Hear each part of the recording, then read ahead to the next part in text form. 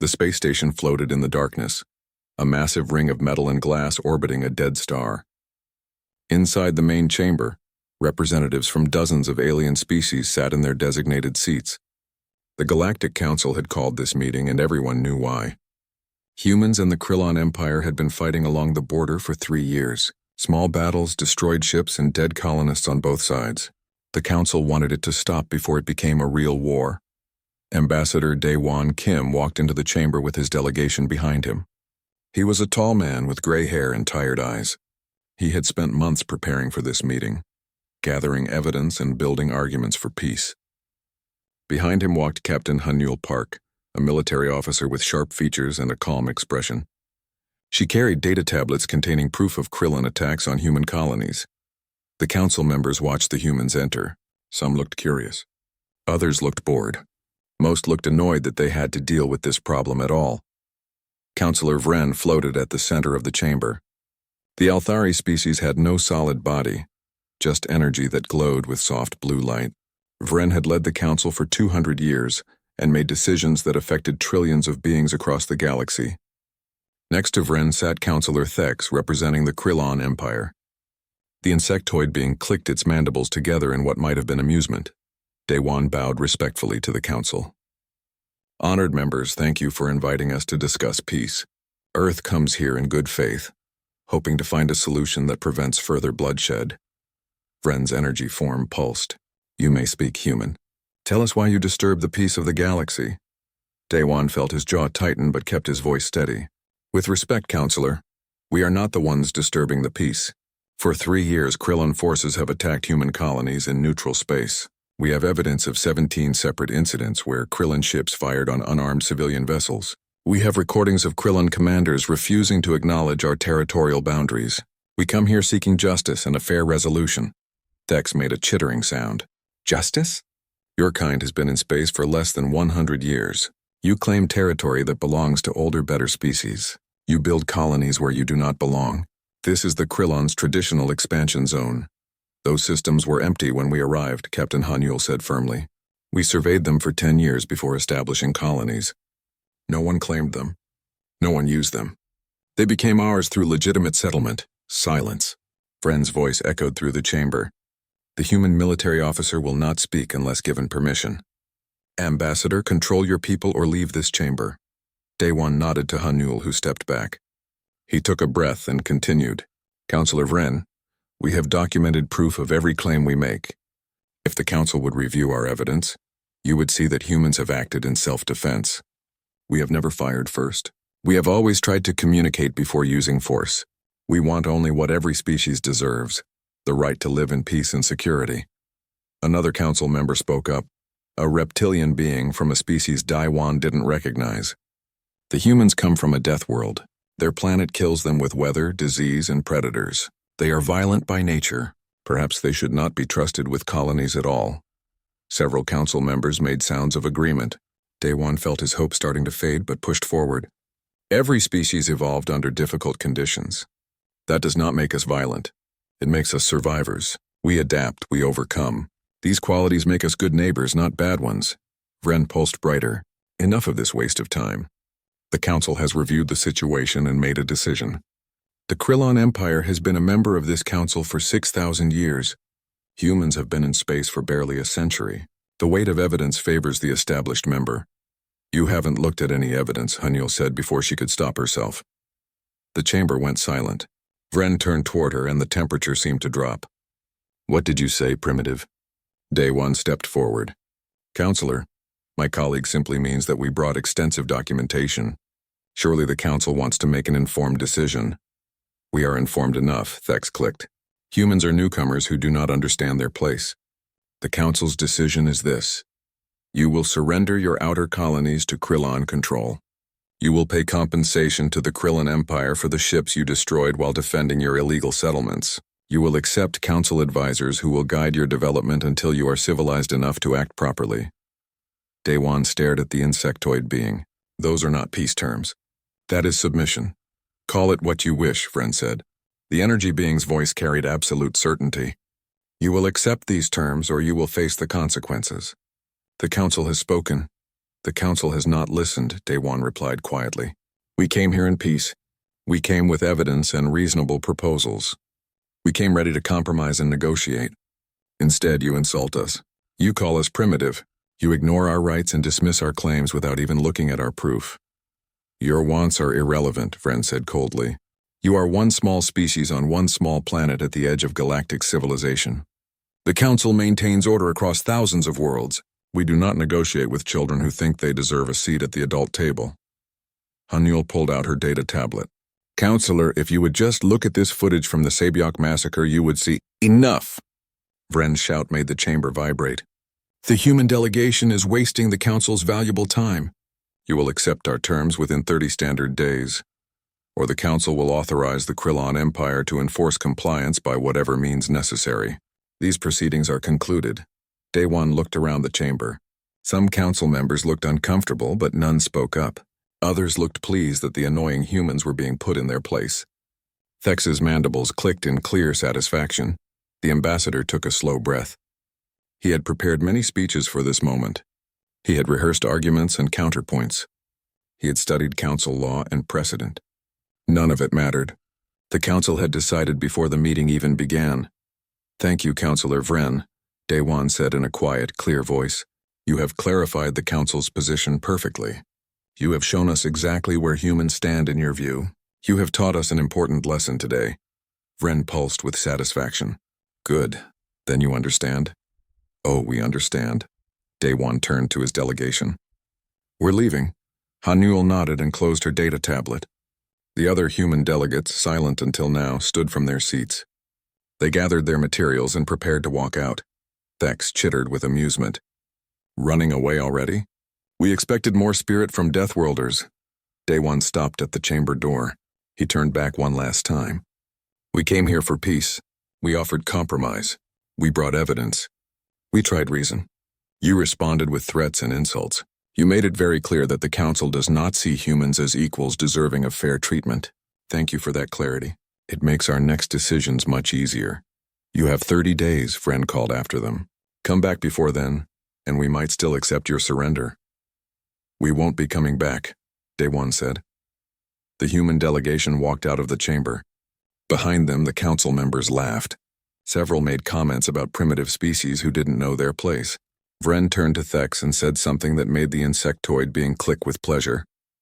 As the humans walked through the station corridors toward their ship, Hanul spoke quietly. Sir, what happens now? Daewon kept walking, his face showing no emotion. Now we go home. We tell Earth's leaders what happened here, and we prepare for what comes next, war. That depends on the Council. We gave them every chance for peace. We offered every compromise. If they choose violence, that choice is theirs, not ours. The delegation reached their ship and boarded. As the vessel pulled away from the station, Daewon looked back at the massive structure one last time. Somewhere inside, the Council was probably still laughing about the humans who thought they mattered. They would learn. Soon enough, they would learn that dismissing humans was the biggest mistake the Galactic Council had ever made. But by then it would be too late to take it back. The ship turned toward Earth and accelerated into the darkness. The war room deep beneath Earth's surface buzzed with quiet activity. Screens covered every wall, showing star maps, fleet positions, and data streams from across human space. Officers moved between stations, updating information and running calculations. At the center of it all stood Fleet Admiral Sang-Woo Choi, a man whose gray beard and weathered face spoke of decades in military service. The door opened and Ambassador Daewon walked in, still wearing his formal diplomatic clothes from the council meeting. He looked exhausted. Captain Hanul followed him, along with the rest of the delegation. Admiral, Daewon said simply. Sang-Woo nodded. Ambassador, I take it the negotiations did not go well. They were never negotiations. Daewon moved to the main table and sat down heavily. The council made their decision before we even arrived. They gave us 30 days to surrender our colonies, pay tribute to the Krillon Empire, and accept supervised development like children who can't be trusted to govern themselves. One of the civilian officials at the table gasped. They can't be serious. We have rights under galactic law. Galactic law means nothing when the council decides it doesn't apply to you, Hanul said bitterly. She pulled up a recording on the main screen. The council chamber appeared, showing Vren calling humans primitive and dismissing their evidence without even looking at it. The room fell silent as they watched. When the recording ended, several people looked angry. Others looked scared. Sang-woo's expression didn't change at all. General Taejin Yoon, commander of Earth's ground forces, crossed his arms. So they want a war. They want submission, Daewon corrected. If we refuse, then yes, they'll use force. The council authorized the Krillon Empire to enforce their terms by any means necessary. That's a blank check for invasion. A civilian minister spoke up nervously. Perhaps we should consider their terms. The council controls most of the galaxy. We're one planet with a few dozen colonies. Fighting them would be suicide. Accepting their terms would also be suicide, Hanul said sharply. Just slower. They want to control our development, our economy, our expansion. We'd never be free again. We'd be permanent second-class citizens in a galaxy that sees us as primitives. She's right, another official said. But the minister has a point too. How can we possibly fight the entire Galactic Council? Sang-woo finally spoke, his voice calm and measured. We can fight them because we've been preparing to fight them. Everyone turned to look at the Admiral. Daewon leaned forward. What do you mean? The Admiral pressed a button and the wall screens changed. They now showed military installations, fleet deployments, and weapon systems that most of the people in the room had never seen before. For the past 14 months, military intelligence has been analyzing the situation with the Council. We looked at their history, their politics, their military capabilities. We ran probability models on the diplomatic mission. The chance of a peaceful resolution was calculated at less than 8%. You knew they would reject us, Daewon said quietly. We suspected. The Council has never accepted a new species as an equal without that species proving themselves first. Sometimes that proof comes through scientific advancement, sometimes through economic power, often through military strength. Sang-woo changed the display to show historical data. In the last 1,000 years, 17 species have tried to join the galactic community. Only 5 succeeded. The others either submitted to Council control or were destroyed when they refused. General Taejin nodded. We studied every conflict. We analyzed every battle. We learned how Council forces fight, how they think, how they make decisions. A woman in a white lab coat entered the room. Dr. Yoonji Lee, Earth's chief weapons developer, carried a data pad and looked far too cheerful for the grim situation. Sorry I'm late. I was running final tests on the new EMP missiles. They work beautifully, by the way. Sang-woo gestured to her. Dr. Lee has been leading the development of new weapon systems designed specifically for fighting Council forces. Yoonji pulled up schematics on the screen. We couldn't match the Council's raw firepower or their shields. Their technology is thousands of years ahead of ours in some areas, but we found weaknesses. Council ships rely heavily on energy shields. We developed EMP weapons that can temporarily disable those shields. Their sensors are very sophisticated but calibrated for specific frequencies. We built stealth systems that exploit gaps in their detection ranges. Their plasma weapons are devastating but slow to recharge. We designed faster-firing railguns that can hit them during their reload cycles. We also studied their tactics, General Taejin added. He brought up battle simulations. Council races follow very rigid military doctrine. They've been fighting the same way for centuries. Frontline heavy ships, support vessels in the rear, fighters in predictable screen patterns. They rely on their technological advantage to win through superior firepower. They don't adapt well to unexpected situations. Daewon watched the simulations play out, and humans fight differently. We have to, Sang-woo said. We're smaller, newer, and less advanced in many ways, but we have advantages they don't. Human commanders are trained to adapt and improvise. We use terrain. We set traps. We attack from unexpected angles. We change tactics constantly to keep enemies off balance. Council forces have never faced an opponent who fights like we do. Hanul studied the fleet positions on the screen. How many ships do we have ready? 347 combat-capable vessels, the Admiral replied. Destroyers, frigates, cruisers, and support ships. Not enough to fight the entire Council in open battle, but enough to make them pay dearly for every system they try to take.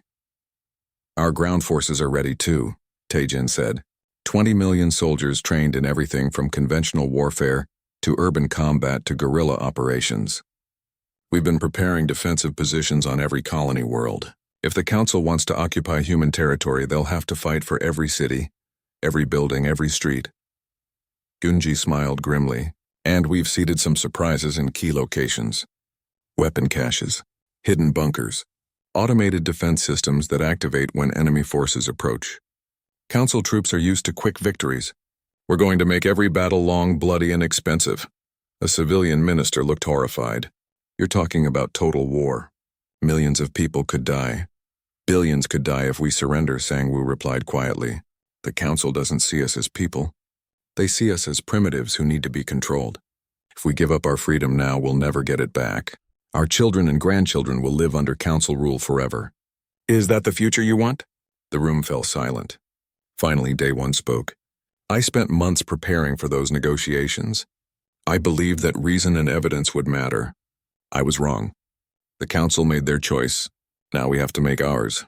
What are you proposing, Ambassador? The civilian minister asked. I propose we send one final message to the council. We offer them peace one more time. Fair terms. Equal treatment. Mutual respect. We make it absolutely clear that we want to avoid war. They'll ignore it, Hanul said. I know, but we'll have it on record that we tried everything possible to prevent this. When the history books are written, they'll show that Earth pursued every avenue for peace. The council's refusal will be documented. Other species will see that we were reasonable and the council was not. Sangwoo nodded slowly. A smart move. It also buys us time to finish our preparations. Admiral, I recommend we approve the ambassador's suggestion. The vote was quick. Earth would send one final offer of peace to the Galactic Council. They would propose fair negotiations with independent mediators. They would suggest compromise solutions that protected both human and Krillon interests. They would bend over backward to show their willingness to find a peaceful resolution. And the Council would reject it all, just as Day One knew they would. Over the next 2 weeks, Earth mobilized for war. Fleet ships moved to defensive positions around colony worlds. Civilian transports evacuated non-essential personnel from border systems. Soldiers took up positions in fortified locations. Weapons factories worked around the clock. Supply lines were established and secured. The Council's response to Earth's peace offer came on the 15th day. It was brief and dismissive. Vren sent a single message. The Council's terms stand. You have 15 days remaining to accept them. Do not waste our time with further communications. Day One read the message in his office and felt nothing but calm certainty. They had tried. They had offered every compromise, every alternative, every possible path to peace. The Council had rejected them all. He walked to the window and looked up at the sky. Somewhere up there, beyond the blue atmosphere and the darkness of space, enemy fleets were gathering. Ships filled with soldiers who thought humans were primitive and weak. Commanders who believed victory would be easy. They were about to learn differently. On the 28th day, Sangwoo sent a message to all Earth forces. It was simple and clear. Stand ready. In 2 days, the deadline expires. If they attack, we defend. We fight smart. We fight hard. We show them that humans are not primitives to be dismissed. We show them that we are not easy prey, and we make them regret the day they underestimated us. 2 days later, the deadline passed. Taeyang Colony sat on the edge of human space, a settlement of 30,000 people on a planet covered mostly by water. The colonists had built their city on a series of connected islands, with underwater farms and floating platforms. It was peaceful and quiet, a place where people came to start fresh lives far from Earth's crowded cities. The peace ended when 50 Krillon warships appeared in orbit.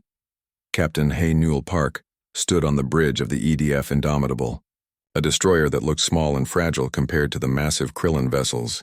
Her crew worked at their stations with calm efficiency. They had trained for this moment. Now it was real. Incoming transmission from the Krillon flagship, her communications officer reported. Put it through. The screen flickered to show War Leader Sketh, a Krillon commander whose mandibles clicked with satisfaction. Human vessel, this is your only warning. Surrender immediately and evacuate the colony. You have 10 minutes to comply. Refuse and we will destroy you. Hanul kept her voice steady. This is Captain Hae-Newell Park of the Earth Defense Force. You are in sovereign human territory. Leave now or you will be removed. Sketh made a chittering sound that might have been laughter. Removed by what? Your 12 little ships against my fleet? You Deathworlders are even more stupid than the Council said. I'll enjoy watching you die. The transmission cut off. Hanul turned to her tactical officer. All ships execute defense pattern Delta. Send the signal to Colonel Shin. On the planet's surface, Colonel Bo-Ra Shin received the signal in her command bunker. She had spent 3 weeks preparing Taeyang's defenses. Every soldier knew their position. Every weapon was ready. Every surprise was armed and waiting. "Here they come," her sensor officer said. Krillin fleet moving into attack formation. Bo-Ra watched her screens as the enemy ships arranged themselves in a standard Krillin assault pattern. Heavy cruisers in front, smaller vessels behind, all advancing in a tight formation designed to concentrate their firepower. It was textbook Krillin doctrine, exactly what human intelligence said they would do. "Good," Bo-Ra said quietly. "They're doing exactly what we expected. Hold fire until they enter the debris field." In orbit, Commander Junho Nam led a squadron of 20 human fighters. His small craft darted through space, staying close to the broken remains of old satellites and destroyed mining equipment that floated around Taeyang. The debris field had been there for years, considered too expensive to clean up. Now it served a different purpose. "All fighters stay hidden," Junho ordered. "Wait for the signal." The Krillin fleet advanced confidently. Sketh watched his screens with satisfaction. The human ships were retreating, falling back toward the planet, cowards running from a superior force. This would be over quickly. His fleet entered the debris field. Sensors showed nothing dangerous, just chunks of metal and rock. Sketh paid it no attention. His shields could handle debris impacts easily. That was his first mistake. The debris exploded. Not all of it. Just specific pieces that had been carefully positioned over the past 3 weeks. But those pieces weren't natural debris. They were EMP mines disguised to look like scrap metal. Electromagnetic pulses ripped through the Krillon formation. Shields flickered and died. Power systems surged. Targeting computers went offline. 12 Krillon ships suddenly found themselves blind and defenseless, drifting in the darkness while their crews tried to restart critical systems. "Now," Hanul shouted. The human ships emerged from hiding spots within the debris field, attacking from angles the Krillon hadn't expected. The Indomitable fired railgun rounds at a disabled cruiser. The heavy slugs punched through armor that normally would have been protected by shields. Explosions rippled across the Krillon ship's hull. Other human vessels targeted different disabled enemies. They didn't try to destroy the ships completely. They aimed for weapon systems, engines, and communications arrays. Cripple them fast, then move to the next target. Junho's fighters screamed out of hiding. They didn't attack head-on like Krillin doctrine said fighters should. Instead, they came from above and below, from unexpected vectors using the debris field for cover. Their smaller size made them hard to track. Their speed made them difficult to hit. The Krillon fleet tried to respond, but their formation was chaos. Disabled ships blocked lines of fire. Debris interfered with sensors. Human ships kept moving, never staying in one place long enough to be targeted effectively. Sketh roared orders at his crew. "Reform the line. Get those shields back online. Target the human vessels." But human tactics didn't allow for neat formations. Every time a Krillon ship tried to lock onto a human vessel, that vessel changed course and disappeared behind debris or disabled friendlies. The few shots that connected hit reinforced armor sections that humans had specifically strengthened. 10 minutes into the battle, 6 Krillon ships were destroyed or completely disabled. 8 more were damaged and limping. Human losses. Minor damage to 3 ships, no vessels destroyed. Sketh couldn't believe it. How were these primitives doing this? Then the situation got worse. "War leader," his sensor officer called out. "The human ships are retreating toward the planet. Pursue them." Sketh ordered. "If they want to hide behind their colony, we'll destroy the colony too. Prepare bombardment weapons." That was his second mistake. The Krillon fleet followed the human ships down toward the planet's atmosphere. As they descended, targeting systems locked onto the colony cities. Sketh prepared to send a message demanding surrender before he turned those cities into craters. The planet's surface opened fire first. Hidden railgun positions revealed themselves all across Taeyang's islands. These weren't small defensive weapons. They were massive siege guns that had been buried under sand and rock, powered down so Krillin sensors couldn't detect them until they activated. Heavy slugs screamed up from the surface at incredible velocity. Krillin shields, designed to stop energy weapons and missiles, were far less effective against solid projectiles moving at orbital speeds. The slugs punched through shields and hulls like they were paper. 3 Krillon cruisers exploded. 4 more took critical damage. Sketh watched in horror as his fleet fell apart around him. "Return fire." he screamed. "Destroy those surface weapons!" Krillin ships began bombarding the locations where the railguns had fired. Plasma weapons and missiles rained down on Taeyang's surface. But the railgun positions were heavily armored and built into reinforced bunkers. Many shots missed entirely. The few that hit did only minor damage. Meanwhile, the human ships had circled around and were attacking the Krillon fleet from behind. They targeted engines and command centers. Every shot was precise and calculated. No wasted ammunition. Then Sketh made his third and final mistake. He ordered his forces to land ground troops. "If we can't destroy the colony from orbit, we'll take it on the ground," he snarled. "Send down the assault teams. Kill everyone who resists." 20 Krillin dropships descended through the atmosphere. They carried 3,000 heavily armed soldiers trained in standard military assault tactics. Sketh expected urban resistance, but nothing his troops couldn't handle. Humans were primitives. Ground combat would be simple. The dropships landed on the outskirts of the main colony city. Krillin troops emerged in formation, ready to advance. They moved down wide streets toward the city center, following standard procedure for urban occupation. Colonel Bo-Ra watched them come. "Let them get into the downtown area. Then close the trap." The Krillon troops advanced confidently.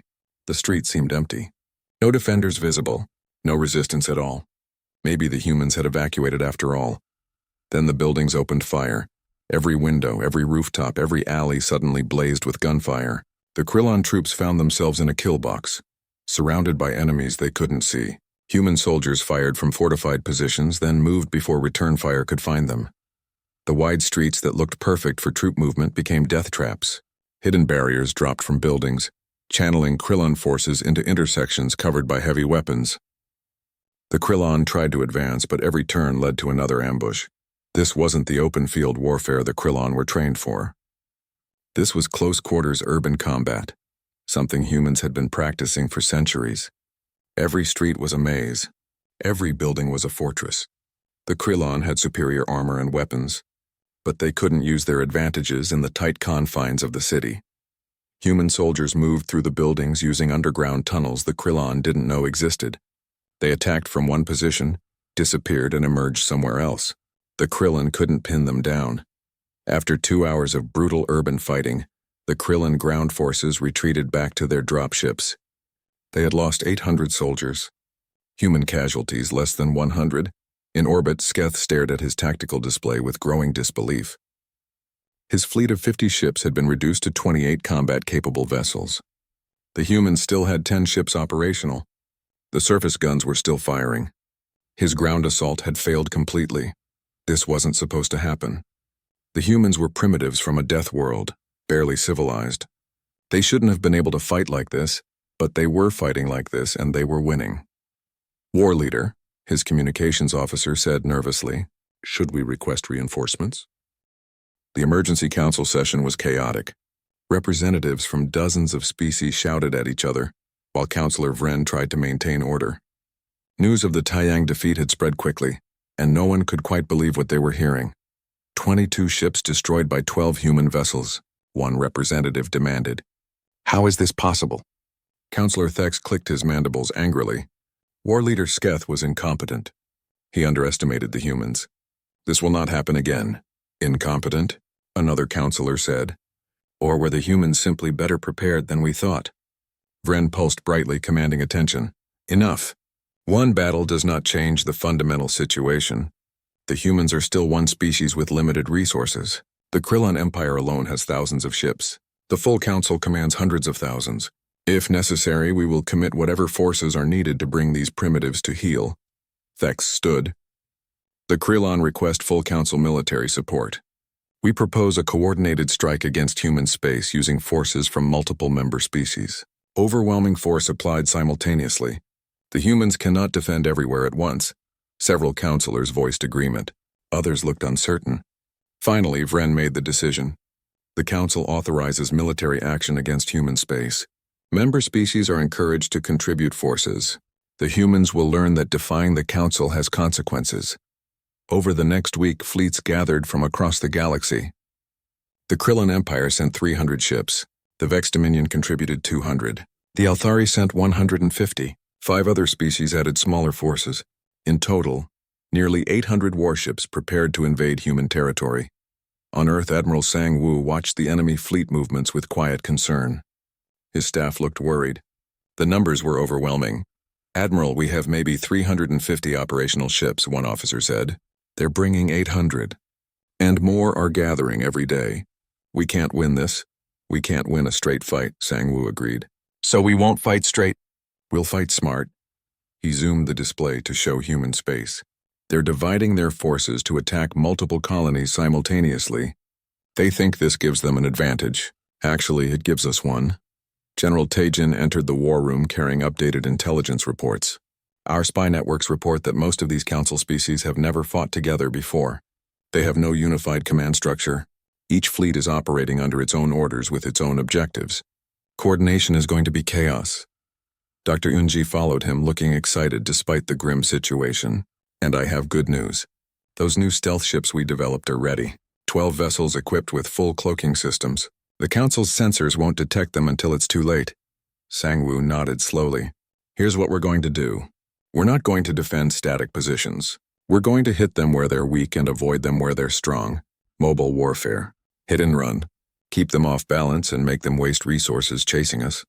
He pointed to different locations on the map. "The Council is sending fleets to our major colonies. They expect us to defend those positions. Instead, we'll evacuate most civilians and leave only small garrison forces. Let them take empty worlds if they want them. Meanwhile, our main fleets will attack their supply lines, reinforcement routes, and staging areas." Ambassador Daewon entered the room. "Admiral, I'm still sending peace offers to the Council every day. They're ignoring all of them, but I'm making sure every message is broadcast publicly across the galactic network. Other species are watching this conflict. I want them to see that we're still pursuing every diplomatic option." "Good," Sang-woo said. "The Council may not care about public opinion, but their member species do. The more we look reasonable and they look aggressive, the harder it will be for them to maintain unity." The war began in earnest 3 days later. Council fleets struck at 6 human colonies simultaneously. They expected fierce resistance. Instead, they found nearly empty worlds defended by small forces that fought briefly and then withdrew. The Council forces occupied the colonies easily. Too easily. Commanders reported their victories but felt uneasy about how simple it had been. Where were the humans? The humans were everywhere else. While Council fleets celebrated capturing empty colonies, human strike forces hit their supply convoys. Transports carrying food, fuel, and ammunition disappeared. Communication stations went offline. Repair facilities were sabotaged. Medical ships found their routes blocked by human raiders who didn't destroy them, but delayed them enough to cause logistics problems. Captain Hanul led one such raid. Her destroyer group ambushed a Vex supply convoy in deep space. The convoy had escorts, but they were slow cruisers designed for patrol duty, not combat. Hanul's ships appeared suddenly, destroyed 3 transports, and vanished back into the darkness before the escorts could respond. "Target the supplies, not the warships," she reminded her crew. "Make them run out of ammunition and fuel. Make them hungry. An army that can't eat or shoot is an army that can't fight." Commander Junho took a different approach. His fighter squadrons struck at communication relays and sensor stations. Every destroyed relay created a blind spot in the Council's intelligence network. Every disabled station forced them to rely on slower, less reliable communication methods. On the planets the Council had occupied, human guerrilla forces emerged from hiding. They didn't attack the occupation forces directly. Instead, they sabotaged equipment, destroyed supply dumps, and generally made occupation expensive and frustrating. Council soldiers found themselves guarding empty cities against enemies they rarely saw, but constantly felt. Admiral Sang-woo coordinated everything from Earth, moving human fleets like pieces on a chessboard. He never committed to a major battle. Human ships would hit a target and withdraw before Council reinforcements arrived. They would reappear somewhere else, strike again, and vanish. The Council couldn't pin them down. Every time a major fleet moved to engage human forces, those forces were already gone. It was like trying to catch smoke. 2 months into the war, Councillor Vren reviewed casualty reports with growing frustration. The Council had lost hundreds of transport ships, dozens of support vessels, and countless supplies. Combat losses were lower but still significant. Human casualties were hard to calculate because the humans wouldn't stand still long enough to be properly counted. "We control 6 human colonies," Thex said. "That's victory, isn't it? We control 6 empty worlds that cost us more to occupy than they're worth," another counselor replied. "Meanwhile, human raiders are making our supply situation impossible. 3 of my member worlds are considering withdrawing their fleets because the cost is too high." "Cowards," Thex spat. "Practical," the counselor corrected. "This war is bleeding us dry and accomplishing nothing. The humans aren't even trying to retake their colonies. They're just making us pay for holding them." Vren pulsed with irritation. "Send more forces. Commit heavier ships. We will crush them through superior numbers." But superior numbers didn't help when you couldn't catch your enemy. The Council sent more fleets. Human forces avoided them. The Council tried to track human ship movements. Human stealth technology made that nearly impossible. The Council attempted to cut off human supply lines. But human logistics were dispersed and flexible in ways Council logistics were not. Ambassador Daewon watched the war reports and continued sending his daily messages to the Council. Each message offered peace. Each message proposed reasonable terms. Each message was ignored. But each message was also broadcast across the galactic network where other species could see them. Public opinion was shifting. Species that weren't part of the Council's inner circle started asking questions. Why was the mighty Council struggling against one small species? Why were humans only attacking military targets while trying to avoid civilian casualties? Why did the humans keep offering peace while the Council kept demanding surrender? Some smaller species started to wonder. If the Council could arbitrarily decide to crush humans for refusing unfair terms, could the Council do the same to them? 4 months into the war, the first cracks appeared in the Council coalition. The Vex Dominion quietly withdrew half its fleet, citing domestic concerns. 2 smaller species pulled out entirely. They didn't announce their reasons, but everyone knew. The war was too expensive and the humans weren't losing. Counselor Vren called another emergency session. "This is unacceptable. The humans are making fools of us. We have committed massive resources to this conflict and achieved nothing but occupation of worthless colonies. Perhaps," one brave counselor suggested, "we should reconsider our position. The humans have proven themselves capable. Perhaps they deserve a seat at the negotiating table after all." "Never," Thex shouted. "They are primitives who must learn their place." "Their place seems to be kicking our fleets across the galaxy," another counselor muttered. The argument continued for hours. Meanwhile, in human space, Admiral Sang-Woo was planning his next move. The Council was bleeding resources and losing political unity. But humans were hurting too. Casualties were mounting. Resources were running low. They couldn't keep this up forever. "We need to end this soon," General Tae-jin said privately. "Another 6 months and we'll be exhausted." 6 months had passed since the war began. The Galactic Council chamber, once a place of confident authority, now felt tense and uncertain.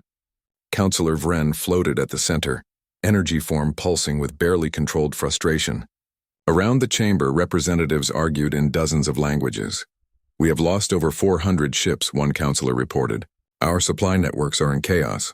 3 member species have withdrawn from the coalition completely. 7 more are threatening to leave unless the situation improves." "The situation will improve," Thex insisted, though his mandibles clicked nervously. "We just need to commit more forces." "We have committed more forces," another representative shouted. "And the humans destroy them or avoid them entirely. They fight like ghosts. We occupy their colonies, but they don't care. They just keep attacking our logistics until we can barely feed our own troops." A reptilian counselor spoke carefully. "Perhaps it is time to reconsider our strategy. The humans have proven more capable than we anticipated." "They are primitives," Thex hissed. "We cannot show weakness." "We are already showing weakness," the reptilian replied. "Every day this war continues, we look weaker. The entire galaxy is watching. They see the mighty council unable to defeat one species that's been in space for less than a century. Our authority is bleeding away with every failed operation." Vren knew the reptilian was right, though admitting it felt like swallowing poison. The council's reputation had been built over thousands of years. That reputation was crumbling now. Smaller species were questioning council decisions. Some were forming independent alliances. The order that Vren had maintained for centuries was falling. And it was all because they had dismissed the humans as primitives not worth respecting. Have reviewed the human ambassador's messages, another, Counselor said quietly. He has sent 378 offers of negotiation. Every single one proposed reasonable terms. Equal treatment, fair borders, mutual respect. We ignored them all. Because they were demands from inferiors, Thex said. Were they? The counselor pulled up one of the messages. Listen to this. The people of Earth seek only what all sapient beings deserve, the right to live in peace and security. We do not demand special treatment. We do not seek to dominate others. We ask only for the same respect and rights afforded to all council species. We remain ready to negotiate fairly at any time. That doesn't sound like a demand. That sounds like a reasonable request we chose to ignore. The chamber fell silent. Several counselors looked uncomfortable. They had all received these messages. They had all dismissed them without serious consideration. Vren made a decision. It was painful, humiliating even, but necessary. Contact Ambassador Daewon Kim. Tell him the council wishes to discuss new terms for negotiations. Thex's mandibles clicked in protest. Counselor, you cannot. I can and I will. This war is destroying the council from within. We have spent enormous resources and achieved nothing except proving that humans are not easy prey. If we continue, we will lose more than this war. We will lose our authority over the entire galaxy. Vren paused. Send the message. Ask for negotiations. The message reached Earth 3 days later. Ambassador Daewon read it in his office, where he had spent 6 months sending offers that were never answered. Now finally, the council was asking to talk. He called Admiral Sang-woo. The council wants to negotiate. Good, the admiral replied. Our forces are exhausted. Another 3 months and we'll be running on empty. The timing is perfect. They'll want favorable terms. They're losing, but they're not defeated. Neither are we. Meet them as equals. Nothing more, nothing less. Daewon composed his response carefully. He set conditions for the new negotiations. The talks would be held at a neutral location with independent mediators present. Representatives from non-council species would observe to ensure fairness. All previous council demands were void. Discussions would start from the beginning, with both sides as equals. The council could accept these terms or the war would continue. Daewon made that clear without making it sound like a threat, just a simple statement of fact. Vren read the human conditions and felt anger surge through his energy form. The humans were dictating terms to the council. This was unacceptable. This was exactly what the council had done to the humans 6 months ago. Vren accepted the conditions. The new peace talks were held on a space station in truly neutral space, administered by a collection of independent species. Ambassador Daewon arrived with a small delegation. Captain Hanul Park came as military representative. Admiral Sang-woo attended via secure communication link.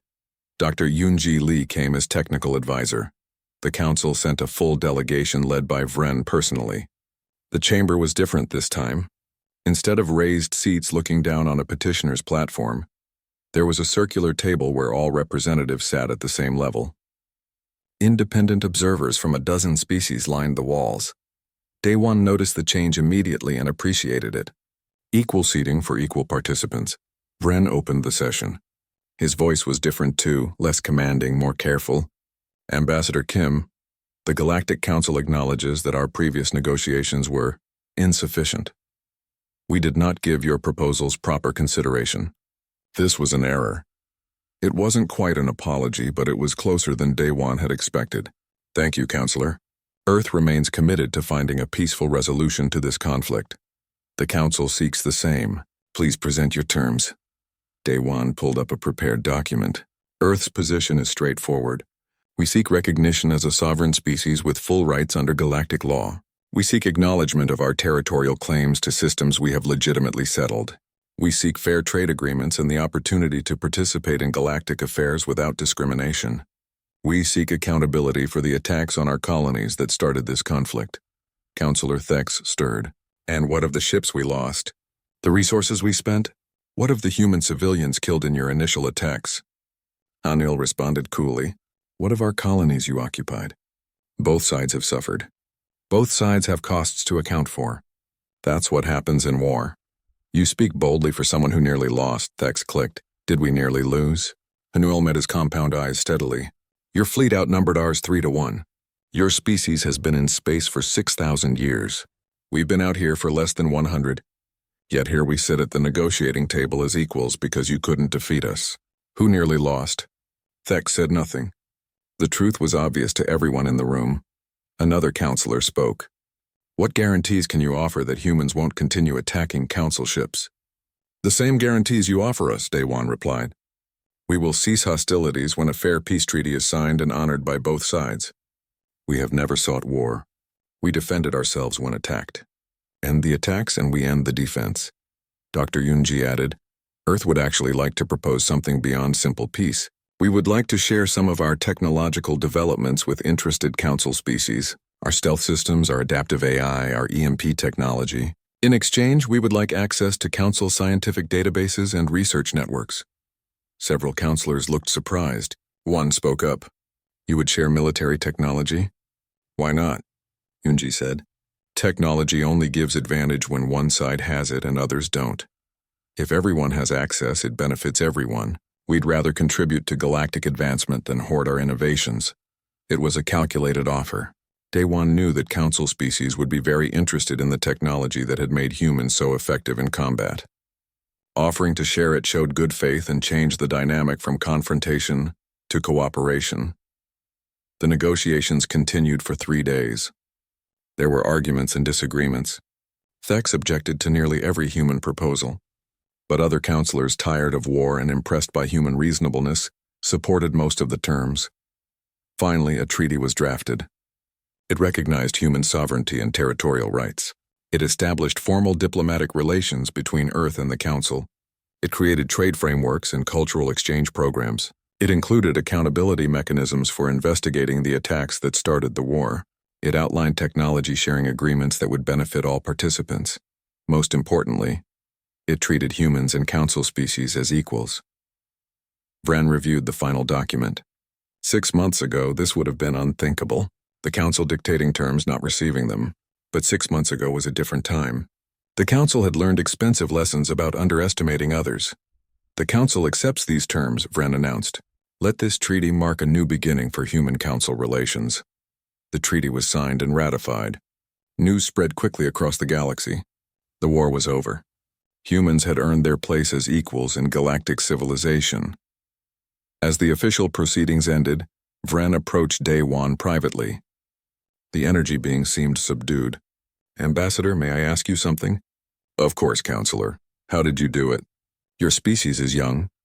Your technology inferior in many ways, your numbers small. Yet you fought the entire council to a standstill. How? Daewon considered the question. You assumed we were primitive because we're new. You assumed age equals wisdom and power equals right.